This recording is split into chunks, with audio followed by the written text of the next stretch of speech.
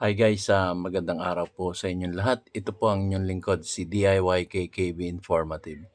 So, matutunghayan po natin ngayon ay ang National Citizen Crime Watch sa pangunguna po ng ating butihing attorney Topacio. So dito, ipaliliwanag niya kung ano ang karapatan ng isang franchise holder at yung mga nagbabalita ng tama sa kanilang mga pahayagan. So dito po matutunan, marami po tayong matututunan dito guys. So kumbaga, medyo hindi na tayo pwedeng magkomento or pwede tayong magkomento, pero patuloy-tuloy po natin ang pagsalita niya at marami po tayong matututunan dito. Kahit hindi tayo abogado, meron tayong mga pangungusap dito at mga nilalaman ng kanilang mga pinaliliwanag upang lubos tayong magkaroon ng kaalaman patungkol sa batas, patungkol sa freedom of speech, sa ating pagsasalita, lalo na sa mga media, at lalong-lalo na tayong mga pangkaraniwang mamayan kung ano ba ang ating mga karapatan patungkol dito sa pagsasalita sa kagaya nitong YouTube channel. At lalo na yung ating kapwa kong mga vloggers, marami tayong matutunan dito na hindi natin alam nung nakaraan. So, ituloy na po natin ang ating video. At bago po tayo magpatuloy, maraming salamat po sa aking mga viewers at ang aking mga subscriber na patuloy na nanonood at tumutunghay ng aking mamunting video DIY KKB Informative. Maraming salamat po sa inyo, aking mga subscriber. So, ito na po, ating na pong tunghayan. Pasensya na po, ako'y malabo ang mata, pero ang mga pinatutunghay ko po sa inyo ay ang mga talagang pwede nyong mapag-aralan. Ito po. Sunshine News na I-rewind po natin ng konti guys, sorry. Ayan po. National Chairman of the Citizens Crime Watch, isang NGO na very passionately anti-crime. Speaking with him also, si Mr. Jigs Magpantay, National President ng Citizens Crime Watch. Ang topic natin today is the hot topic about SMNI, Sunshine News, na itong SMNI is a TV and radio network na very prominent in the last few years, lalo sumikat sobra. And now in the headline news, dahil sa may threat by some congressmen, they want to investigate daw SMNI. Hindi kasi tayo lawyer, kaya hindi ko maintindihan yung mga ibang language ng mga congressmen. May tinatawag na about franchise daw, about the news. Ang nabasa ko kagabi, binasa ko mga news, na there's a TV program sa SMNI. One of the TV hosts minention daw the Speaker of the House of Representatives daw had supposedly spent 1.8 billion pesos in travel expenses na he said he got from a Senate source. So, some congressmen na allies of the Speaker started threatening to investigate the TV station, and marami na ibang news. So, let us welcome for opening statement. Umpisahan muna natin yung non-lawyer. Tapos yung lawyer will be the one to be opening statement. Mr. Jigs Magpantay, National President ng Citizens Crime Watch. Anong view nyo about this issue? Welcome ho ulit. Thank you very much, Wilson. Magandang umaga po sa inyo lahat. At alam niyo po itong issue na ito, it concerns all members of the media, lalo na po yung mga nandito ngayon. Kung tayo po sa media ay nagtatanong lamang sa mga opisyalis ng ating pamahalaan kung saan napupunta po yung pera, at kung tayo ay nagtatanong, papatawag agad yung network o kaya tayo mismo ipapatawag, ano ng klaseng gobyerno to kung ganyan po ang sitwasyon. But anyway, ito naman ay pag-uusapan natin ngayon at kami po sa Citizens Crime Watch, we are supporting all members of the media, yung ating pong mga kasamahan sa media na tayo naman ay nagtatrabaho lamang. Ginagawa po natin yung ating trabaho bilang tayo ay nasa port state. So yun lamang po at maya-maya pag-usapan po natin. Thank you. Okay Thank po. you very much. Komentuhan natin ng konti guys. Yung nga, sila sa media, pag sila nagsalita, kumbaga laban sa gobyerno o sino pa man, pinatatawag ng Kongreso. Di lalo na po tayo, sila nga malalaking kumpanya. Yung mga maliliit na vloggers, katulad ko na, kumbaga, naaayon naman yung ating mga ikinokomento at patungkol doon sa mga news. Tapos, sila napapatawag, tayo pa kaya? O hindi man kayo vlogger, nakapagsalita kayo sa comment box ng hindi kaaya-aya sa Kongreso at tayo'y pinatawag or sabihin na nating idinemanda, nakakalungkot naman po. Sila nga po pwede patawag at akusahan. Tayo pa kaya maliliit na nagsasalita lamang para umayos ang ating mga kongresista. So, nakakalungkot po. So, ituloy po natin, guys. Nakomentohan ko lang ng bahagya. Mr. Jigs Magpantay for your opening statement. Yeah, Big Jigs Now Magpantay. for the opening statement of the famous lawyer, defender of many high-profile Attorney Topacio. cases, Attorney Ferdy Topacio, Yun. National Chairman of Citizens Crime Watch. Welcome, Pakinggan po Attorney natin. Ferdy. Thank you, Boss Wilson, and thank you to all of you. Full disclosure lang, although alam nyo naman, aside from being the national chairman of the Citizens Crime Watch, ako rin po ay abogado ni Pastor Apollo Kibuloy. So, okay. yes, alam naman yan. Alam naman ng lahat yan. Ngunit I'm here in my capacity as national chairman together with our president, si Jigs Magpantay, because of our concern regarding what is happening in the halls of the House of Representatives right now. Habagkat, kalolaunch lang namin ng kilusan kontra korupsyon last November 25 sa Valle Verde, yung national convention namin ng Citizens Crime Watch, attended by representatives of Rafi Tulfo, kung saan lumagda kami ng isang memorandum of agreement for corruption. Nandun yung representative ng CIDG, Criminal Investigation and Detection Group, para rin sa krimen. At nandun yung representative ni Sara Duterte, nandun din ang chairman ng National Youth Commission, si Yusek Ronald Cardema, at ang tema nga ay how to stamp out crime and corruption in government. At hindi na po ako magsasalita rito, hindi ako magbibigay ng opinion, ibibigay ko po sa inyo opinion ng ating Supreme Court tungkol sa freedom of expression. Why? There should be free media in any democratic society. Sabi ng Supreme Court, again, hindi ako nagsabi nito, Supreme Court, the major purpose of the constitutional guarantees of freedom of speech and of the press is to protect the free discussion of governmental affairs as well as to encourage and nurture uninhibited, robust, and wide open self-expression, particularly in matters of governing importance. Ang media po, alam naman natin lahat, is a check on all governmental powers, executive, judicial, and legislative. Okay. Yan o. Ito pa ang sabi ng Supreme Court, complete liberty to comment on the conduct of public men is a scalpel in the case of free speech. The sharp incision of its probe relieves the excesses of officialdom. Men in public life may suffer under a hostile and unjust accusation. The wound may be assuaged by the balm of clean conscience. A public official must not be too thin-skinned with reference to comments upon his official acts. Yun. Supreme Court na nagsabi, okay, baka sinasabi lang, disinformation, kuno, Mali. Okay, eto rin ang sabi ng Supreme Court. Okay. And we all know that under our system of laws, pronouncements of the Supreme Court are part of the law of the land. So batas po ito. Kaya makinig sana yung mga mambabatas.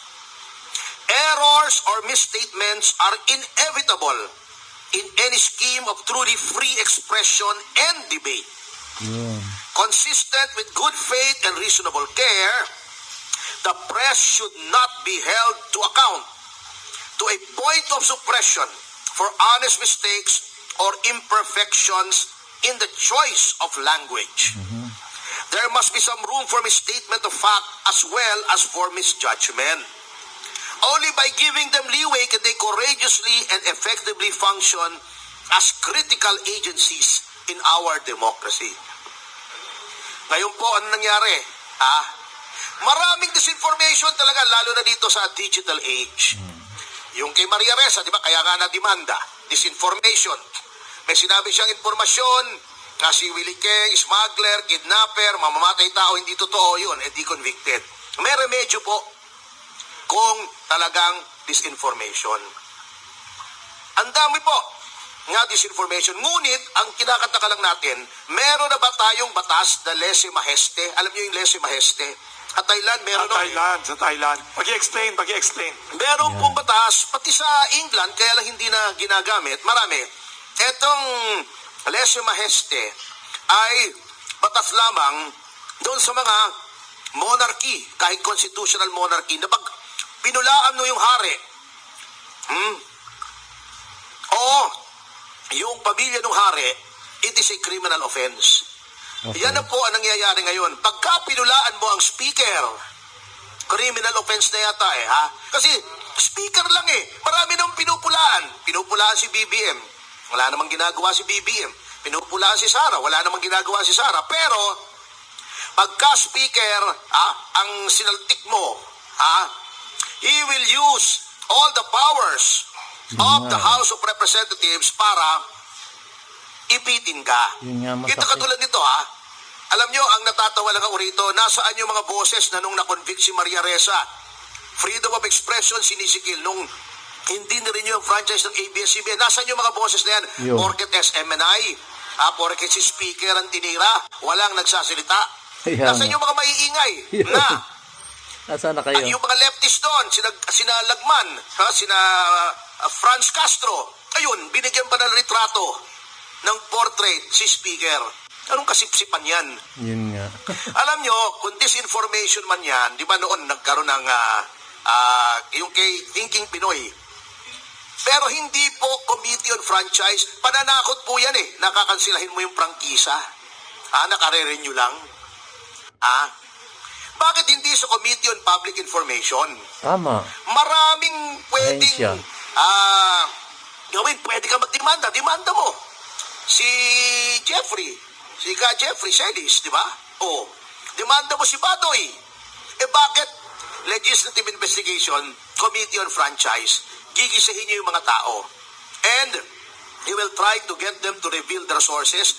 Sagrado po yung rule na yan sa ating media. I'm also part of the working media. I'm a member of the National Press Club. Bakit walang outrage? Papareveal mo yung sources, sagrado sa atin yan. You do not reveal your sources. Otherwise, hindi ka na makakapagbalita ng maayos. Ito po ang nakakatakot dito. Plus, ito, last na po, before I get your questions. Di ba, lais lagi ng gobyernong ito, rules-based, international law. Yung ginagawa nila na yan ay labag doon sa International Convention on Political and Civil Rights ng UN na signatory ang Pilipinas. Signatory approved ng ating Kongreso itong covenant na to. At kailangan nating panindigan ito because under the doctrine of incorporation, ang mga treaties na inaprubahan ng ating legislatura at nilagdaan ng Pangulo become part of the law of the land. At ito po yung mga articles na ito, valid and effective yan. Bakit gusto nila rules-based? Bakit gusto nila international law? Ibabalik yung ICC. Bakit yung umalis na tayo sa treaty na yon? Itong treaty na effective pa. Niyuyura ka nila. Ito, Yung covenant, International Covenant on Civil and Political Rights at saka yung optional protocol sa covenant na aprobado ng ating lehislatura, ang lehislatura mismo ang yumuyurak. Ano yung kasama doon sa civil and political rights? Freedom of expression, freedom of the press. Ayun ang nananakot sila ng press. Parang sinasabi nila, hindi nyo pwedeng pulaan ng speaker, kundi imbestigahan namin kayo. Masakit. That cannot be good for democracy. Kaya, nababahala po kami at dapat po lahat tayong sa media ay mabahala. Dahil ngayon, SMN na yan, bukas, baka tayo na. Yeah. Sabi nga ni Justice William Douglas of the U.S. Supreme Court, the liberties of none are safe unless the liberties of all are protected. So sana, yung mga mambabatas natin na mahimasmasan sila at wag nilang ipakita sa madlang people na intolerant pala ang leader ng Kamara. Hindi pwedeng i-criticize. Ganun ang kanyang magiging reaction. He will sick his dogs on anyone who criticizes him. Is that the mark of a true leader? Okay na nga yung mag-ikot siya sa palengke at maghahawak siya ng itlog niya. Itlog, di ba? May litrato siya, may hawak-hawak siya 2 itlog. Okay na sana yun eh. Pwede na natin i-tolerate yun. Kung idolo niya si Mal Rojas, wala tayong magagawa. Pero para sikilin ang press freedom, that's too much already. And I think we should all unite. This is not about SMNI anymore. This is not about Doreen Badoy. This is not about Eric. Jeffrey Celis. It's about all of us in media. Salamat po. Ayun, guys, komento Thank natin. you very much Saglit to lang. Saglit lang. So, ang sinasabi ng ating butihing attorney Topacio, Attorney Topacio, nakalimutan ko yung name. Ang nangyayari po ngayon ay sinusubukan niya lang busalan ng bibig ang bawat isa. Hindi lang sa media, pati na rin dito sa mga vlog. Kasi meron mga mangilan-ngilan yan, talagang wala namang name, walang picture, yung mga nagkokomento. Malinaw na malinaw po na ito'y sinasabi nating di umano ay mga bayaran. So, bubusalan tayo, kumbaga magkokomento sila nang hindi aayon dun sa ating binablog. At syempre, yung mga nanonood, makikita yung komento. Yung iba naman nating mga viewers tsaka mga subscriber, ayaw ng ganon. Parang ang gulo-gulo dyan, ganon. Parang ako rin, ang gulo-gulo ng ano. Pero hindi po ako tumitigil ng pagbablog kasi gusto ko pong ipahayag sa inyo at ipatunghay at para nyo mapanood ang mga nangyayari dito sa ating palipalibot. Yun lang po ang aking hangarin dito sa aking YouTube channel para bigyan ng babala yung mga politiko na hindi na gumagawa ng maayos na bagay. May mga vlog nga tayo. Maayos naman yung ating binablog, di ba? Yung kumbaga, kung ano yung mga nagagawang mabuti para sa mamayang Pilipino, binablog ko rin yung mga nagagawa nila. Pero ito, syempre, kailangan ko i-vlog yung ibang nangyayari sa Kongreso o ano yung kanilang ginagawa sa atin. Nawawala na yung pawala na ang freedom of speech natin, freedom of expression. Sinasabi nga ng Korte Suprema dito, huwag kayong manipis, kumbaga onion skin. Kasi karapatan namin mamayang Pilipino dahil nasa demokrasya tayong bansa. So kung sisikilin nyo yung aming karapatan na yun para kayo punahin o para kayo purihin, wag naman po sana. Yun ang nilalahad dito ng ating butihing attorney Topacio. So ituloy po natin, guys. Nakomentohan ko lang po. Pero mas matatalino sila abogado. Ako po nagkokomento ayon sa aking kaalaman. So, tuloy po natin. Attorney Ferdy Topacio for your opening statement. Opening and to statement pa lang, Mr. Jigs Magpantay, open na natin ang floor for any questions about the issue na gusto nyong tanungin. Ang unang tanong may nagsasabi dito, may plano ba ang grupo ninyong Citizens Crime Watch kasi lawyer kayo, pwede ba ang lawyer gumawa ng any legal action or file case to stop a congressional investigation, or it's beyond the power of courts and ano? Wala po, Boss Wilson, because the power of the legislature to conduct inquiries in aid of legislation is plenary. Ano ibig sabihin ng plenary? Wala pong pwedeng makialam under the Wala. separation of powers. That power is squarely within the province and duty of the legislature. Although merong expanded judicial power ang ating Korte Suprema, there are still some powers that are beyond judicial review. Example, the power of the President to grant pardons and commutations. Hindi Hindi pwedeng pwedeng i-review question. yan ng court. Yes, hindi pwedeng i-review yan ng court. May tanong naman. May sinabi kayo kanina sa opening statement nyo na parang may procedural error yata ang Kongreso na bakit sa committee ng franchise ang investigation, hindi dun sa public information.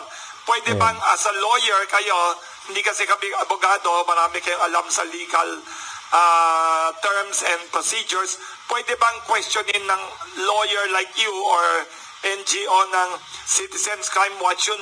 Bakit doon linagay sa franchise committee ang investigation? Parang lumalabas sa ibang tao, parang blackmail ang dating, hindi siya search for the truth or so-called disinformation. What is your view as a lawyer? Mayroon bang paraan? Hindi po kasi discretion yan ang noong kung sinong committee, saang committee i-refer. Kahit na mali ang Walang paglagay tama sa actually, committee. in fairness, at Yes. ito na sinasabing mali, procedural error. Walang tama, walang mali dyan discretion nila. Ngunit, Yes. nakikita naman natin kung bakit sa Committee on Franchise, hindi sa Committee on Public Information. Pananako dyan, that is ang tawag dyan gunboat diplomacy. That is a non-so-subtle warning to SMNI na pagka hindi kayo tumigil mag-criticize ang speaker, ay kakansilahin ang prangkisa ninyo. Yun.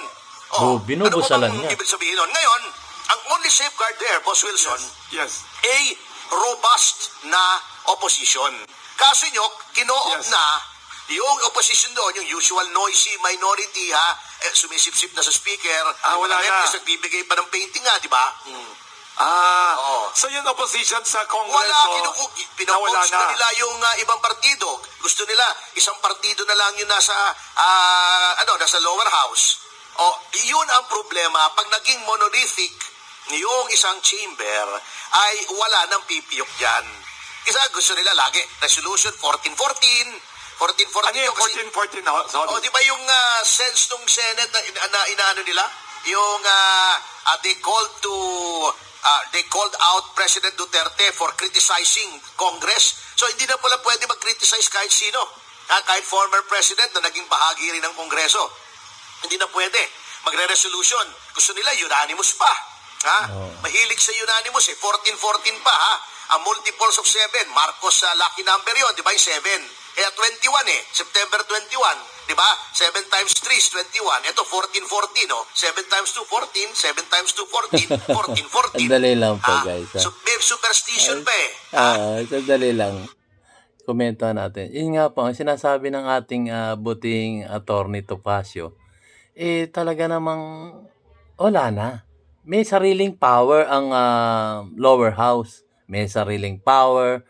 Kasi 3 parts of government tayo. Nariyan judiciary, nariyan ang executive, at nariyan yung etong mga kongreso at senado.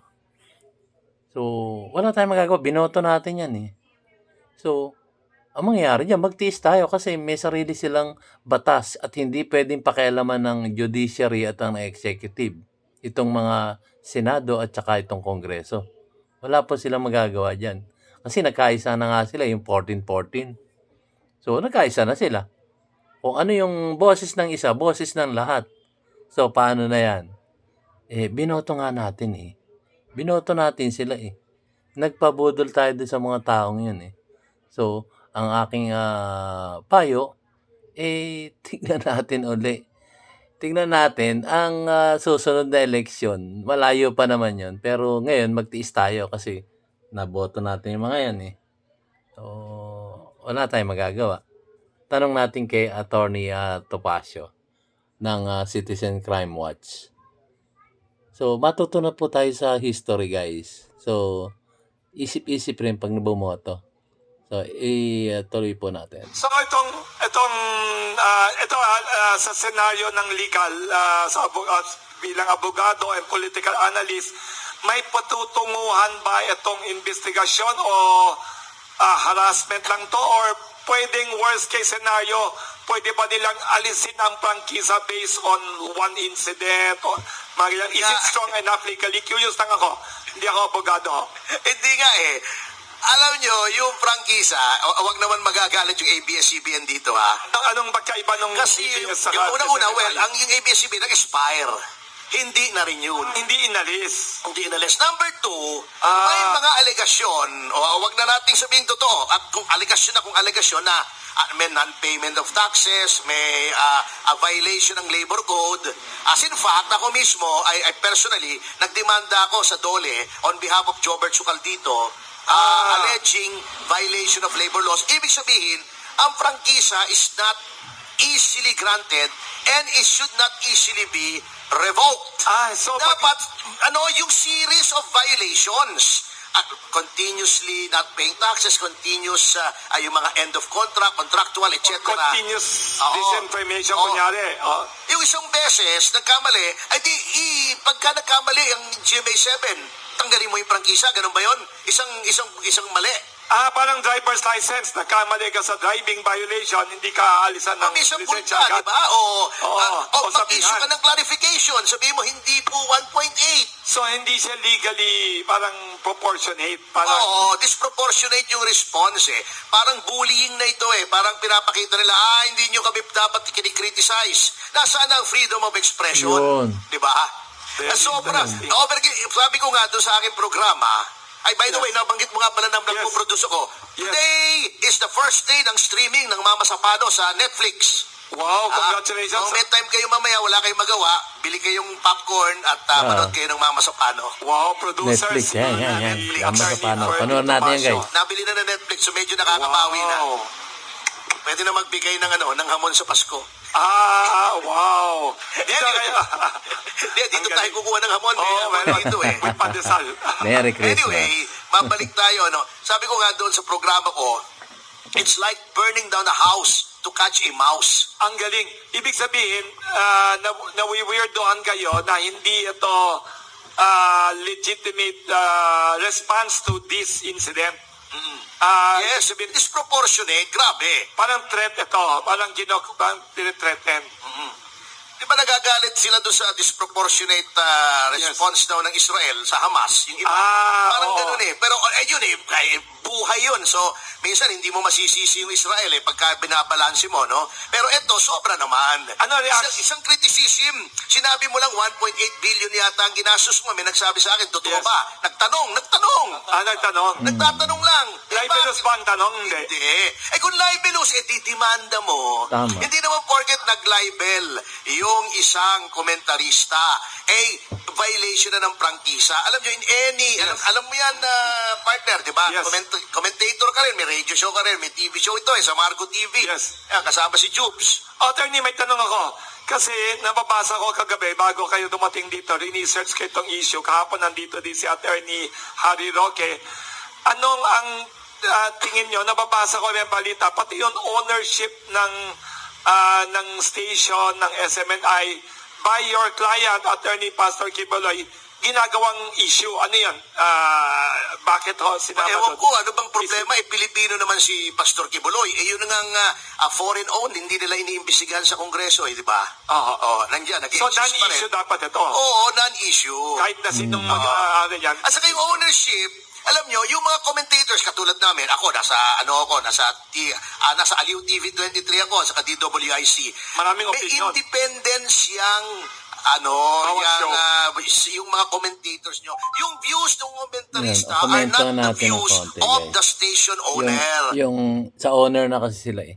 So, ang kukomentohan po natin, yung sinabi niyang 1.8 billion na sinabi ni ka Eric Celis. Itong si Jeffrey Celis ng Laban Kasama ang Bayan.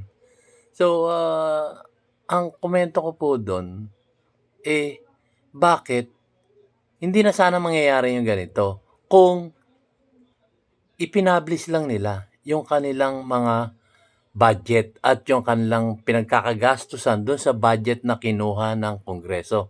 At yung mga perang yun guys, inuulit ko, galing po ito sa tax ng mamamayang Pilipino. Yung mga mayayaman, mahihirap, at yung isang kahig santoka, at ultimo yung bago palang isisilang dito sa mundong ibabaw, nagbabayad ng tax.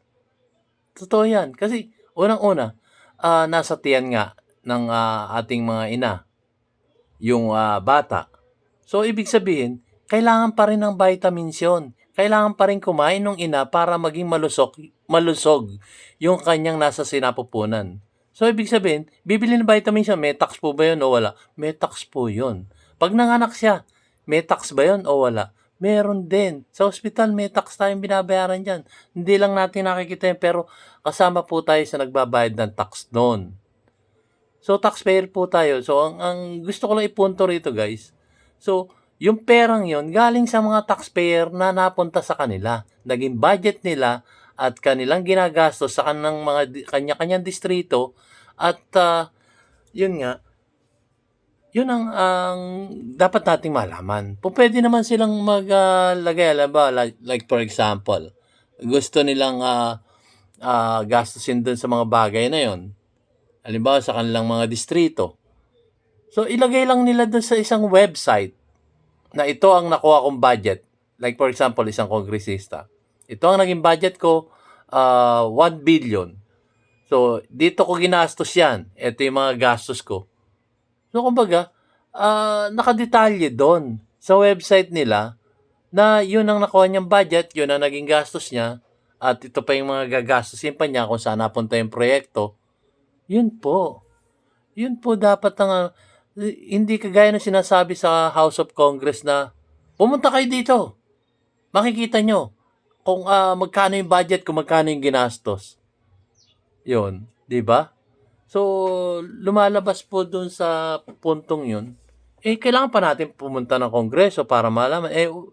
Paano na yung mga kapwa natin mahihirap na mamamayang Pilipino na walang kakanyahan pumunta sa Kongreso para check kung ano yung mga nakukuhan lang budget. So, kung ilalagay nila sa website yan, di pwede natin silipin, di ba? Kasi may mga cellphone naman tayo, pwede tayo mag-Google. Tapos pumunta tayo sa website nila. Uy, dito tayo sa website ng budget ng Kongreso. At na malinaw na makikita natin doon. Ganun po sana. Ganun po sana na makikita natin. Transparent. Dapat maging transparent sila. Yun yung sa aking sariling pananaw. Ewan ko po sa ibang ating mamamayang Pilipino. Pero ako po, sariling ko pananaw, yun ang po pwedeng gawin ng Kongreso. Na ilagay nila sa website. Sa particular website. Na patungkol lang yun doon sa mga kongresista na merong kanyang natatanggap na budget at dito niya ginastos. So, malinaw. Kung may question man tayo doon tayo pupunta ngayon sa Kongreso at tatanungin natin bakit ganun ang budget nila. So, ganun po. So, yun po ang sarili kong pananaw doon. So, teka po, nawala. Dali lang po guys.